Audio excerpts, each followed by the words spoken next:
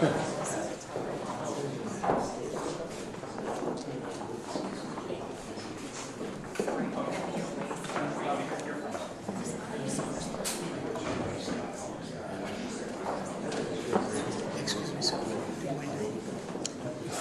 I can't take. Yeah, but bring here.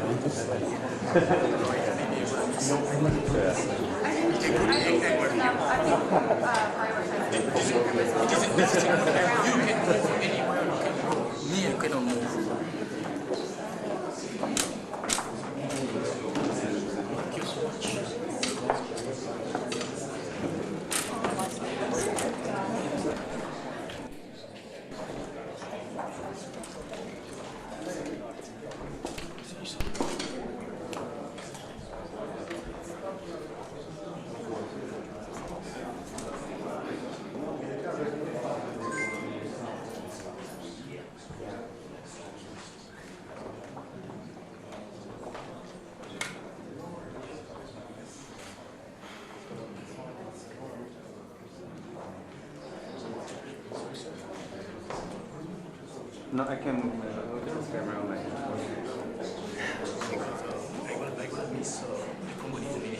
Oh, right, so then maybe if I come over here, it's like a spot for everyone. Or maybe you could just... I can't move back if my head is right in the camera.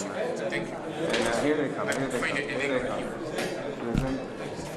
And then go. Could I go to police Congolese?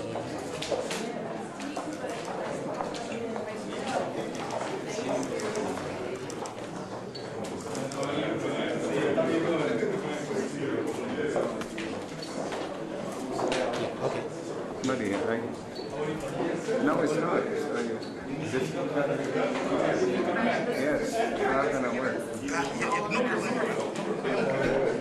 just was there because I don't. So you just can't be in front of my lens, you know, when they come in. I might announce it. Should we switch it? Oh, okay. Yeah. If you're here and you don't have to just protect it, I got to catch them walking in.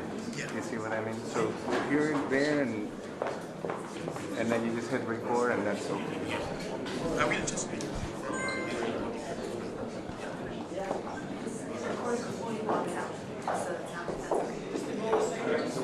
Yes.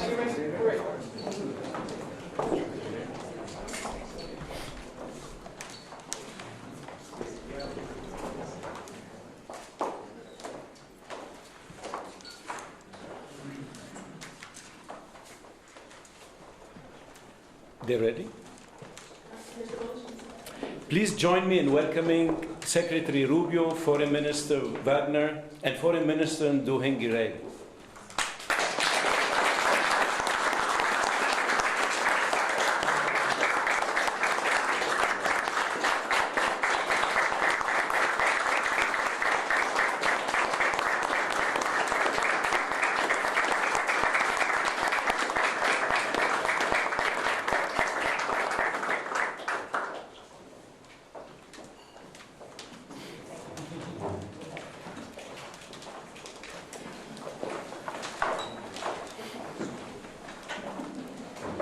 Secretary Rubio, Foreign Minister Wagner, Foreign Minister Nduhungirehe, Minister of State Al-Khulaifi, African Union Chairperson Yusuf, Foreign Minister Dusay, ambassadors, members of Congress, distinguished guests, members of the media, ladies and gentlemen. Thank you for joining for the historic signing of a comprehensive peace agreement between the Democratic Republic of the Congo and the Republic of Rwanda. In a moment, Secretary Rubio and the foreign ministers of the DRC and Rwanda will sign an agreement that builds on the Declaration of Principles signed here on April 25th. With their signatures, the peace agreement will enter into force, bringing an end to a 30-year conflict and setting both countries and their people on a path towards peace and prosperity. This would not be possible without the leadership and vision of President Trump. He has made peace a priority of his administration, and we have taken up his call to find a peaceful resolution to this conflict. I would like to recognize the tireless work that both foreign ministers and their teams put into reaching this agreement. I would also like to recognize the partnership from the government of Qatar, who is driving towards a parallel agreement between the government of the DRC and the M23 armed group. In addition, I would like to acknowledge that the work done under the auspices of the African Union was critical for reaching this agreement. We look forward to coordinating with the AU chairperson and Togolese president, who is serving as the AU facilitator to ensure implementation of the agreement. Finally, I would like to recognize the team here at the Department of State who facilitated the discussions and helped guide both sides towards this agreement. I will now turn to Secretary Rubio for opening remarks. Thank you, and I'm honored all of you are here today. I'm honored to be joined by my counterparts from the Democratic Republic of Congo and from Rwanda, and the hard work you both put in to make this happen. This was not easy, and there's still work to be done, obviously, in terms of implementation, but we're very honored you're both here. It's been an honor to work with both of you. We have a lot of people to thank. Obviously, the great team here at the Department of State who did a great job, Mr. Bulos, who did a phenomenal job. He's been on the job now about 10 weeks, and he's jumped all over this and really worked it hard, and you did a great job, and we are grateful to you for all of your work. Obviously, this could not have happened without such close friends and partners in the African Union and in Qatar, who we're working a lot lately with Qatar. We're doing a lot of things with you guys, and you've been very instrumental in the African Union. Without this couldn't have happened. I mean, you may put everybody together. I do want to recognize my what I say, former colleagues. It wasn't 6 months ago, I was still a senator, but they're here now, Senators Rounds and Risch. Senator Risch is the chairman of the Foreign Relations Committee and a very close friend of mine, and he's obviously watched this issue very closely, he's made it a priority. And Senator Rounds, who's been talking to me about this before I was even nominated to the position and even during the nomination process. And we have others who are not able to make it today that I also want to recognize, Senator Coons and Booker. There's been a lot of interest in this, and we're grateful to all of them. They were invited, but I guess you know, there's stuff going on in the Senate, as you know. And but we're grateful that both of you are here, and it's instrumental. This is you know, an important moment after 30 years of war. President Trump is a president of peace. He really does want peace. He prioritizes it above all else. We saw his intervention in the conflict between India and Pakistan. We saw his intervention most recently as a few days ago in a very dangerous war, right? A very dangerous war that could have really spiraled out of control, and his intervention made that possible. And there are other places that we want to see this, but we're very excited about this, and we can't wait to have the heads of state, the presidents of the respective countries here in Washington in a few weeks to finalize the complete protocol and agreement. But today is an important step in that direction, and we're grateful to be able to host it here at the Department of State. And just thinking, you know, we think sometimes about peace. It's not just about ending wars. It's about, and it's not just about saving lives. It's about allowing people to live. It's about allowing people to now have dreams and hopes for a better life, for prosperity, for economic opportunity, for family reunification, for all the things that make life worth living. Those things become impossible when there's war and when there's conflict. So we're grateful to have played the role we've played. We acknowledge and recognize there's still more work to be done. But we thank you all very much for being a part of this historic and important day. This is really why I wanted this job, or why I embraced this job so much, is moments like this. This is, in essence, the Department of State is really the Department of Peace. It's designed to bring people together, both in our relations with other countries, but to the extent we can use the stature and the influence of the United States to bring others together. It makes the world a better place. And I honestly believe that when there's peace in the world among friends who may have disagreements and conflict, it does help America. It does help make America stronger and safer and more prosperous. It gives us partners we can do business with. and partners that we can work with to address insecurity and threats to our national security and to our collective national security. So we are grateful to both of you. I know how hard this was and how much work went into it, and we know there's more work to be done. But we are grateful to have you here today. We're honored to be a part of this. We're excited to be a part of it. And again, I do want to thank everyone here in our Africa Bureau and at the Department of State. And once again, our superstar there, Mr. Bulos. What do you want to do next after you're done with this? Sudan. Yeah, very important. Actually, very, very important. And you're very involved in that as well. So what are you guys doing this week in Qatar? You guys want to work with us? We are grateful to all of you. Thank you. Thank you. Thank you, Mr. Secretary. I now turn to the Foreign Minister of Rwanda for remarks. Thank you. Secretary of State Marco Rubio, Minister Thérèse Kayikwamba Wagner, the Chairperson of the African Union Commission, Mahmoud Yusuf, Minister of State Mohamed Ali Koulaifi of Qatar, my colleague, Minister of Foreign Affairs of Togo, Robert Dussé, senators, dear colleagues, good afternoon. Let me begin by expressing our sincere appreciation to President Donald Trump for his personal engagement in facilitating this historic agreement. We also extend our gratitude to the Secretary of State, Marco Rubio, Special Advisor Masad Boulos, and the entire State Department team. Your dedication has been indispensable. This agreement is the product of months of coordinated efforts by multiple actors. It is very important to note that the state of Qatar has played an absolutely central role. Indeed, the opening which led to today's agreement began in Doha. We will lend our full support in the weeks ahead to Qatar's mediation efforts led by Minister of State Mohamed Al Koulaifi to secure a peace agreement between the DRC government and the AFC M23. This process is already well underway.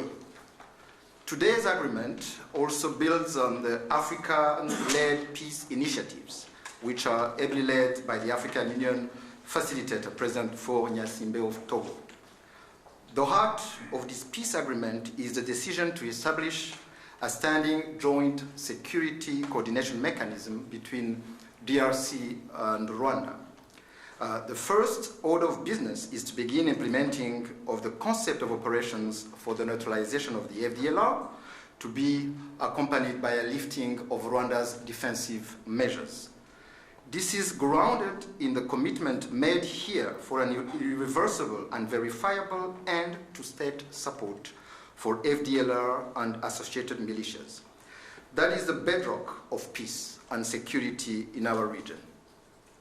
FDLR is no ordinary militia. It is the remnant of the forces which committed the genocide against the Tutsi in 1994, in which 1 million people were killed.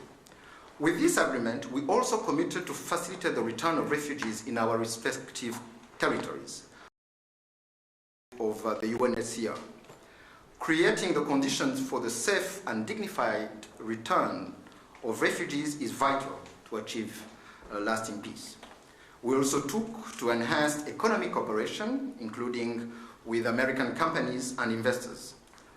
Shared growth and cross-border cooperation will unlock tangible dividends for both our countries. We must acknowledge that there is a great deal of uncertainty in our region and beyond, because many previous agreements have not been implemented, and there is no doubt that the road ahead will not be easy. But with the continued support of the United States and other partners, we believe that a turning point has been reached. Rwanda stands ready to work with the DRC to deliver on our joint commitments. To conclude, allow me to once again express Rwanda's appreciation to all who have contributed to this milestone. Thank you.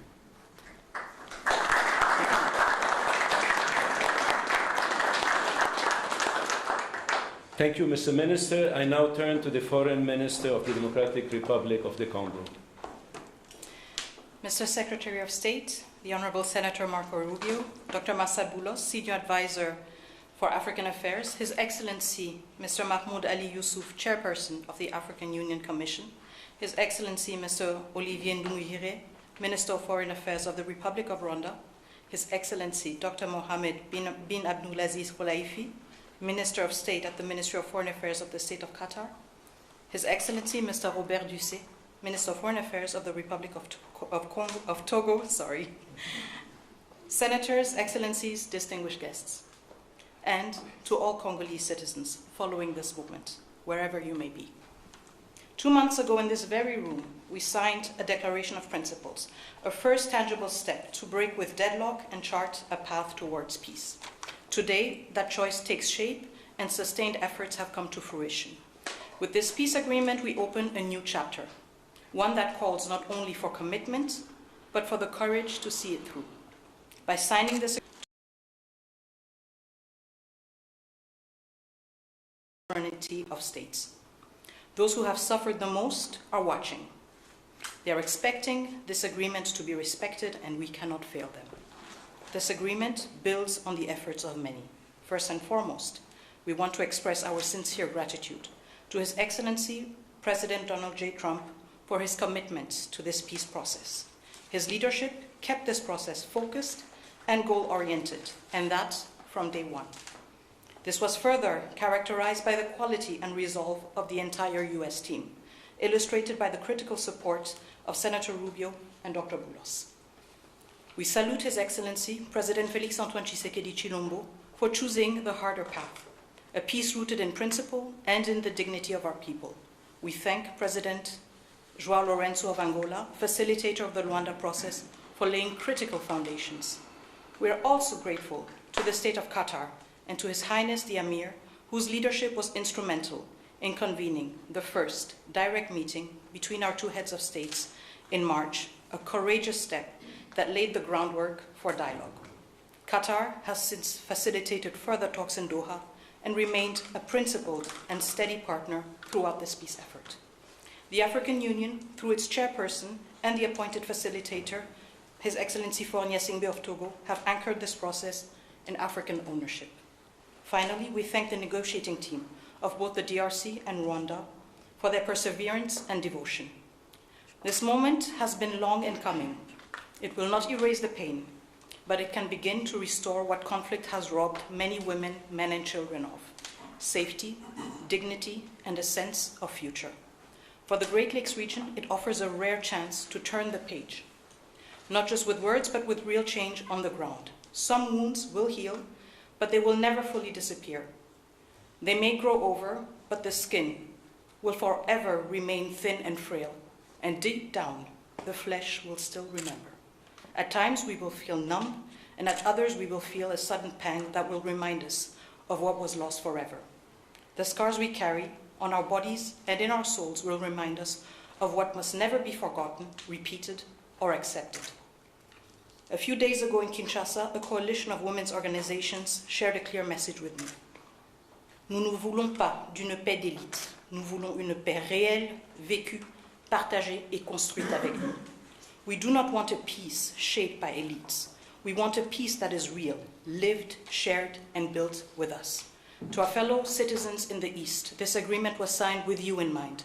It provides for the disengagement of armed forces, the protection of civilians, the return of displaced persons and of refugees under government authority, and establishes a follow-up mechanism to ensure compliance. These are not just words on paper. They must now be translated into action with justice, accountability, and political will. This peace agreement is the starting point, not the end goal. It must now be followed by disengagement, justice, and the return of displaced families, and the return of refugees, both to the DRC and Rwanda. However, no text, however carefully negotiated, can carry on its own the weight of peace. I still remember, on the day we signed the Declaration of Principles, a member of the US team said, "If it were easy, it would have been done a long time ago." That holds true now more than ever. What we have signed is only as strong as our will to implement it. We, the DRC, will certainly and resolutely fight for this agreement to be respected, not with our words, but with our deeds. Today, we have chosen peace. What matters now is that we protect it and prove to our people and to the world that even in a region marked by deep scars, dignity and cooperation can prevail. So now our work truly begins. Thank you.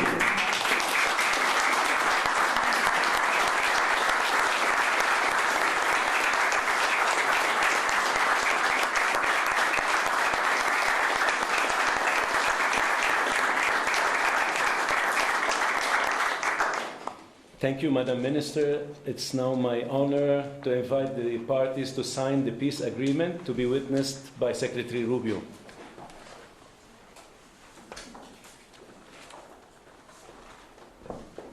The agreement being signed includes provisions on the respect for territorial integrity and the prohibition of hostilities, the disengagement, disarmament, and conditional integration of non-state armed groups, the establishment of a joint security coordination mechanism, the facilitation of the return of refugees and internally displaced persons, as well as humanitarian access, the reaffirmation of MONUSCO's mandate, and the establishment of a regional economic integration framework. The agreement also includes an annex on the functioning of the Joint Security Coordination Mechanism and the full text of the concept of operations of the Harmonized Plan for the Neutralization of the FDLR and disengagement of forces / lifting of defensive measures by Rwanda, which was agreed to under the auspices of the Luanda process on October 31st, 2024, and adopted by the foreign ministers on November 25, 2024.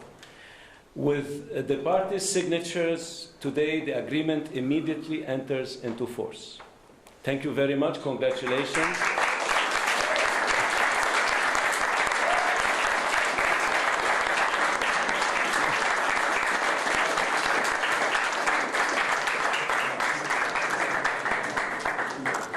This concludes the proceedings.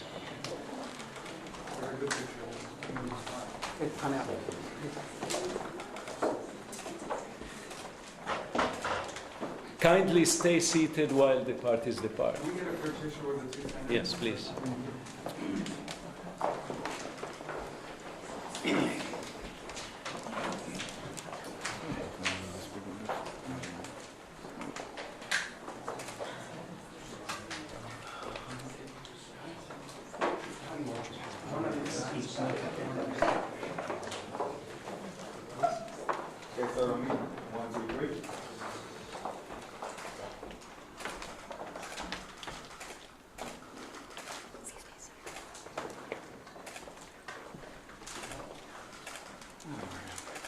I can't hold my thumb again now.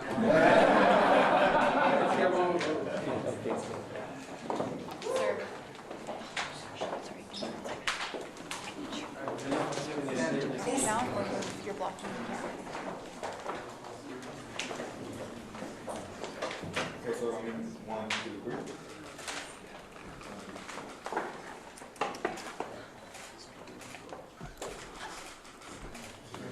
Nothing. This is We get it now with the applicant.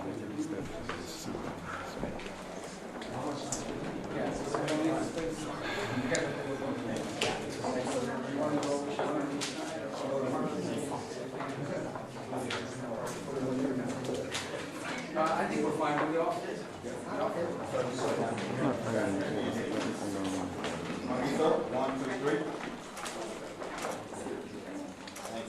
Can you get down?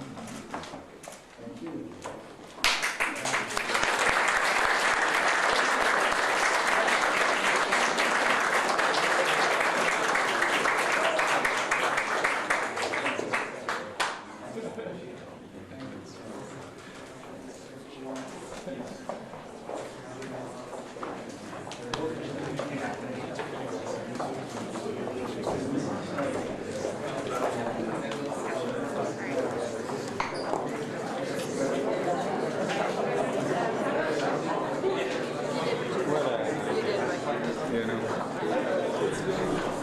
Journey.